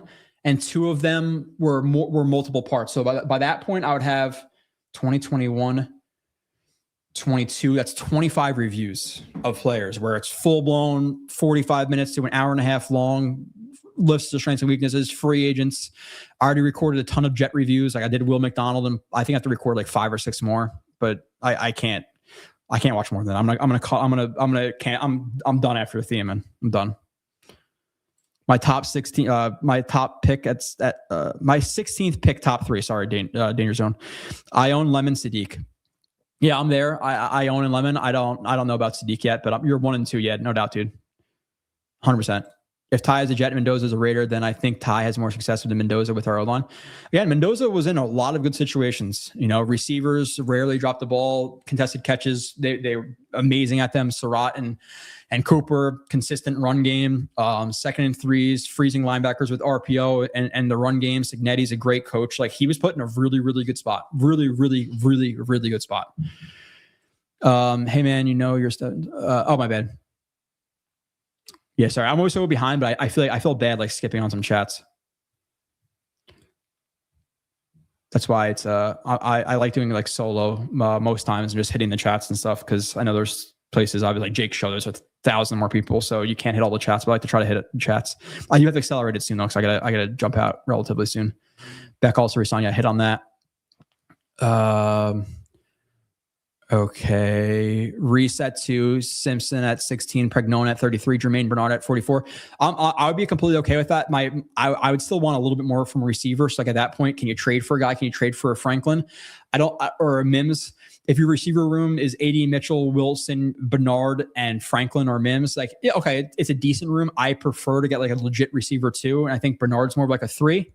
So I think, I'd be a little bit thirsty for a receiver at that point, or a little bit more to the receiver position. But yeah, sign me up. I think that's a pretty good draft. It's why people don't even want to agree. It's why people don't even want to agree with you. Why do you got to shit on someone else to prove your point? Just say your point, ignore haters. Saying you think Mendoza sucks doesn't prove your point. Are you arguing with somebody else or no? Oh yeah, you're arguing with Tank for Ty. Okay, I thought you were talking about me. I was like, what? So like Grenade, I know you're one of my guys. Like Grenade is he's one of my backers. If I had to pick like top 20 people, I think Grenade would be in one of them to defend me. What's up, Jojo? I said we need 3 receivers as of now in the receiver core. What would you do to get the 3? Yeah, like I think you can add a third, like, and get depth at receiver 5. But I think your receiver 5 and 6 right now are Isaiah Williams and Arian Smith. So I'd say 2 realistically, but one at, I would say 1 in the draft, 16, 33, and then sign like Tyler Lockett, trade for Franklin or Mims. That's what it's going to be. Where did you say you had Tyson receivers? He'd be my receiver 3 with the highest ceiling. I think the film wise, Lemon and Tate were better, but the ceiling is there. I get it. He's more athletic than those guys. The way he moves is freakish.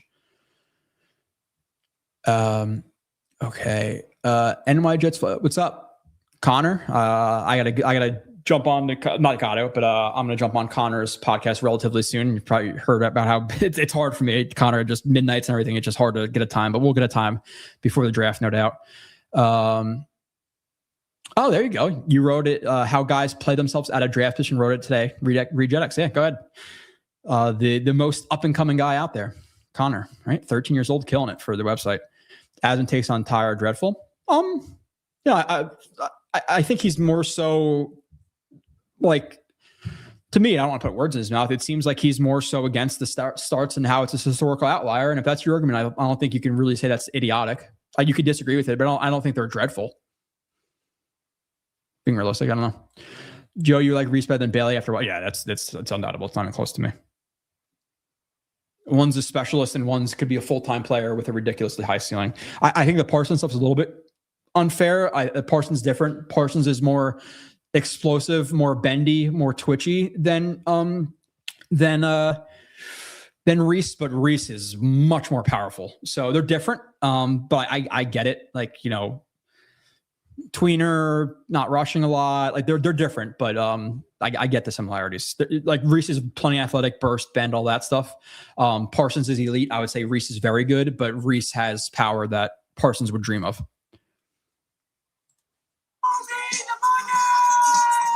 Appreciate the I'll do one of these two. Cornerback. You're goddamn right. I'll always back you, Joe. The epitome of being unbiased. That was me and Tank talking things out. Appreciate you, my guy. Key phrase, the Ken Blend set. Yeah, that's exactly like it's. People get too stringent on like 3-4, 4-3, 11, 12. Like I think that's overvalued. And even the question before about like, and it's a good question. I get it. About like it's actually maybe Boomtown wrote it. 3-4 versus 4-3.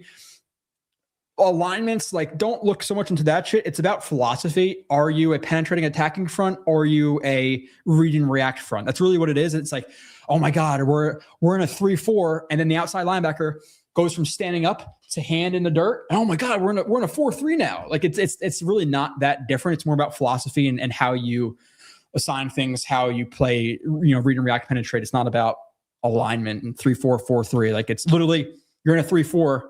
One guy takes his hand out of the dirt or puts his hand in the dirt and it's a different alignment. Like who cares?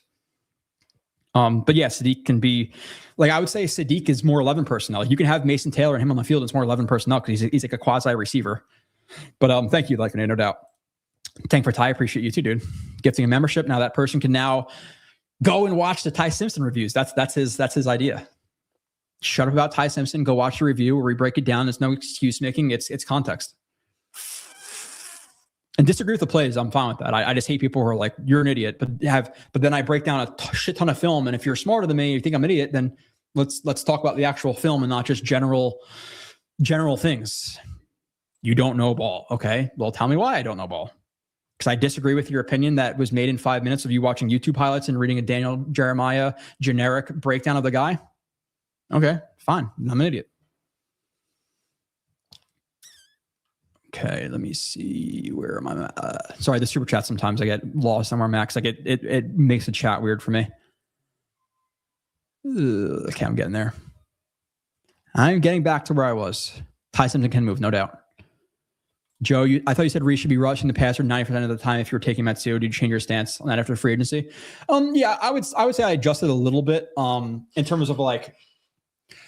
Yeah, no, like on pass downs, he should be really rushing the passer. So I really haven't changed. I'm just saying in terms of like in run situations, you can just play him in different spots. Like you could play him on the weak side, the strong side, stand up. And as long as he's playing forward, blitzing, rushing the passer, fine. You know, so I know I said like 80, 85%, but really when the ball is snapped and they take a drop back, he should be going after the quarterback and not be in man coverage and zone drops. I think in a passing situation, maybe 95 is aggressive, maybe 90% of the time he should rushing the passer. The other time, you know, again, man on running back, a hook zone, a spy on like Josh Allen. Yeah, fine, but 90%. So maybe 95 is aggressive, but 95 is fine too. Everything should be in front of him. Run or pass. Don't start having the backpedal and drop back and match guys. That's just not what he does. Boston is equal. Yeah, I don't want to be that aggressive towards him, but yeah, I definitely worry about guys who were their number one trait is contested catches. Again, you can have a guy who works out. You can have a guy like Hakeem Butler, who was a massive contested catch guy at Arizona State and then sucked. And then like fell out of the league in 3 years, or Laquan Treadwell or whoever else it is. I have not watched Bregnon. I've seen a little bit of him. I like him in the second round, but I haven't done a full eval. My dad hates me. I wish Joe wasn't so rich so we can get more streams. I miss when he was hungry. Really, if I was more rich, I wouldn't have to work and then I could do more streams. I can tell you though, something to look forward to. You have to be patient. In 17 years, 17? Yeah, in 16 and a half. In 16 and a half years when I retire, I will be doing this every day. This is even my job full time when I'm done. I won't make a ton of money, but obviously you build up, more people watch. You do a show every day and people, we're going to rely on, hey, this is my Jets talk because people are really thirsty for Jets talk. So you build up more people, you start doing more call-ins and I can make, I don't know, my retirement job. If I made 30,000, 40,000 on top of the pension, yeah, I'm down. So in 17 years, I will be doing this every day. But part of the problem is I'm not so rich, so I have to work. and realist, I miss when he was hungry. What does that mean? I put out more work this year than literally any other year possible. Now, I used to do more streams. I used to do a stream every week. Now it's every other week. But I put out more film this year than ever before. I've worked harder this year than ever before in terms of just a film. And on top of that, having 2 kids. So I did less when I had no kids than I'm doing now with 2 kids. This is legitimately the hardest I've ever worked. What do you think about Reese with the second pick, Vega at 16, Brazel at 33rd, and you're losing me with a Shear at 44. I don't know who that is. The first 3, sign me up. Yeah, sign me up. I would take that. Now, again, I'll be itching for a little bit more than receiver at that because I think Brazel is a guy who hey, receiver 3 and 80's still probably your 2 in that situation. It's fine, but I would still want a little bit more at receiver than Brazel. I'm really hoping for Tate or Lemon. There might be a pipe dream. So yeah, Brazel at 33, sure, sign me up. Admitted lack of knowledge about Brazil, though. Shatter? I don't know. Who the hell is Shatter? Is that you're just trying to get me? Shatter NFL draft? Who's Shatter? I don't know who that is, dude. I typed it on Google, Shatter NFL draft. Nothing came up. Are you trying to get me? I've seen that. I've seen people get got recently. Joe... Why would Joe cover Christmas? Yeah, no. Surratt. You're talking about Surratt. Surratt feels like maybe a little bit of a reach to me at 44. I don't see any special athletic traits with him. He's a really good contested catcher, but again, is that what you're going to rely on at the NFL level?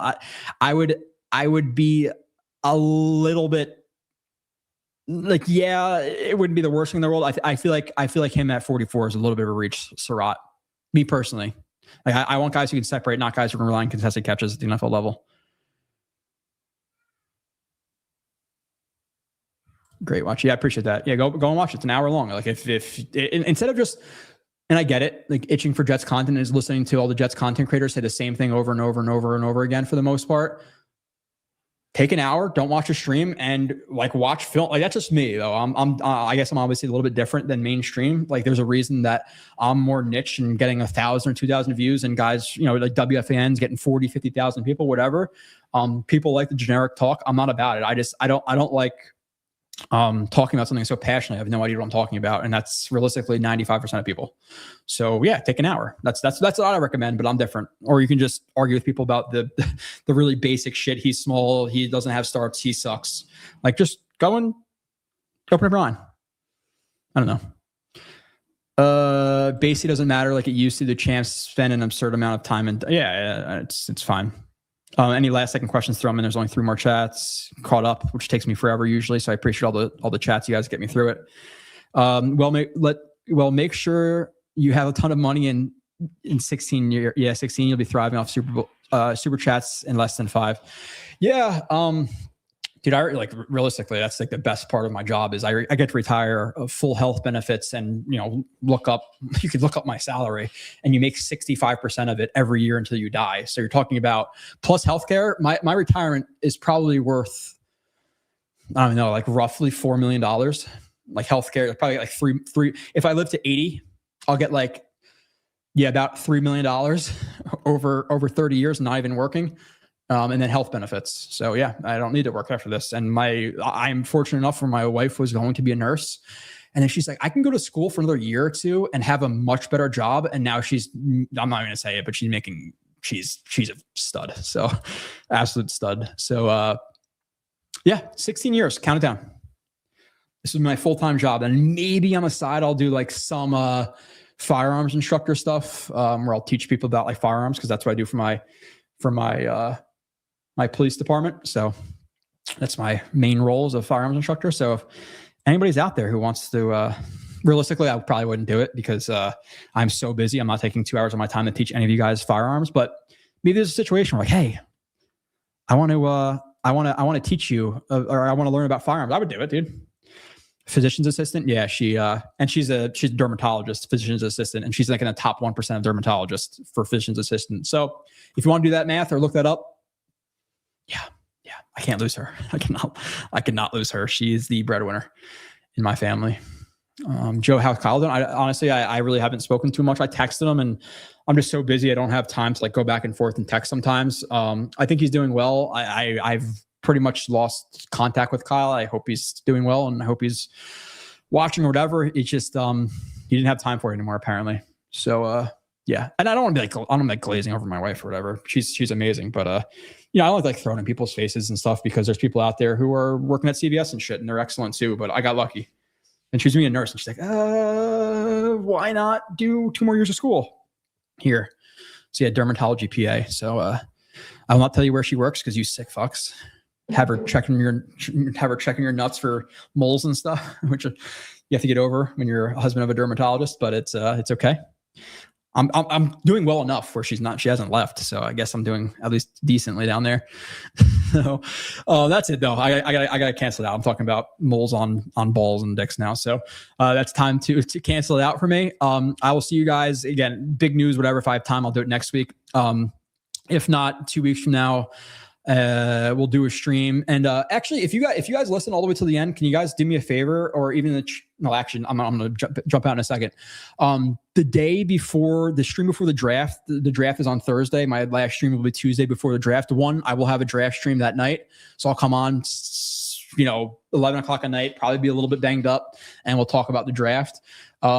The stream before the draft, though, I want to do a mock draft. I don't like doing multiple mock drafts a year. I like to do one.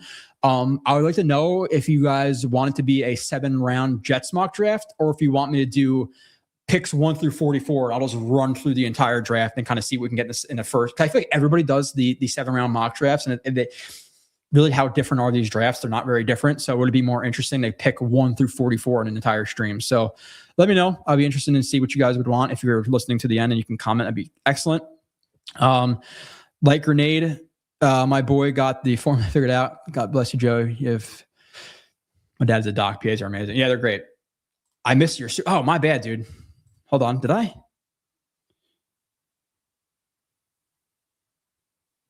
Oh, sorry, dude.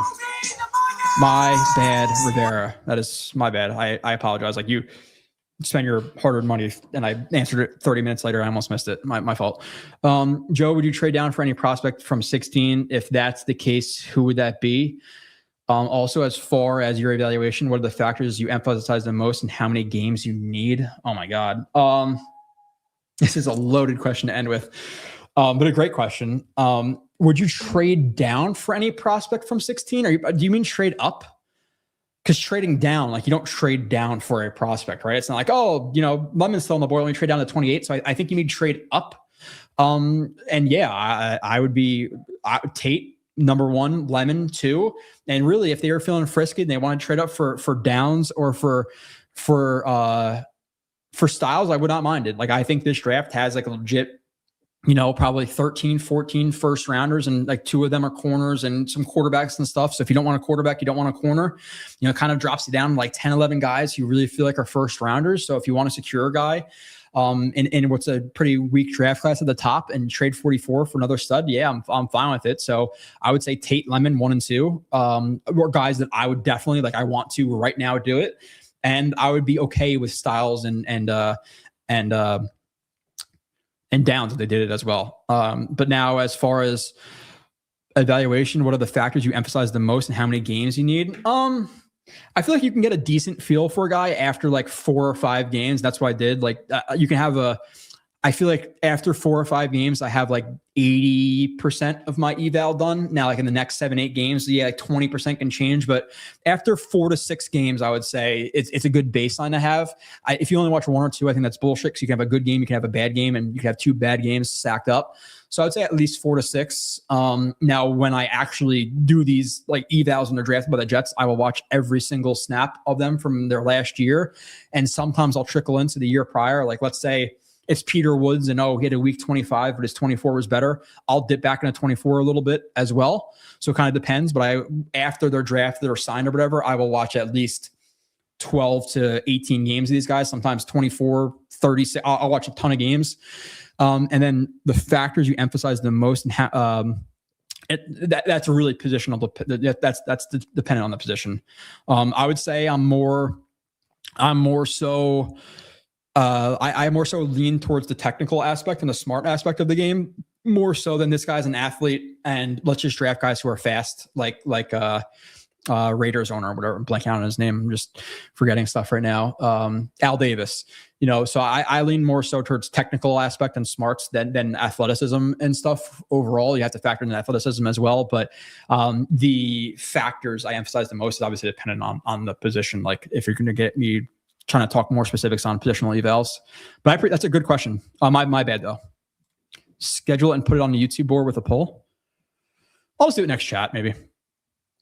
My dad hates me. Do you think Brian Thomas is still an option? Quickly, I will say, yeah, sure, he is. But if they're willing to trade him for a 44, it's not a reason. It's not like we're robbing them blind. I am concerned that, hey, he's a malpractice, whatever. The Jaguars want to get rid of him with Trevor Lawrence, and they're trying to make a run or whatever. And if he's a malpractice, not happy with the Jaguars, he then comes to the Jets, win 5 games with Geno Smith as his quarterback versus Trevor Lawrence. That's a concern for me. Like, why is he available? And if he's not happy there, is he going to be happy here? Probably not. So I am much more lukewarm on Brian Thomas for 44. There's a lot of context that I need that I clearly do not have or cannot get. That is it, though. I appreciate you guys. Again, go check me out on Jake Asman. I'm doing Connor Long show soon. I'm doing Let's Talk Jets Thursday night, I believe. I'm sure I'll probably be back on Buffalo Jets Fan and Dylan's show before the draft or after it. So I'll be around. I appreciate you guys. I will catch you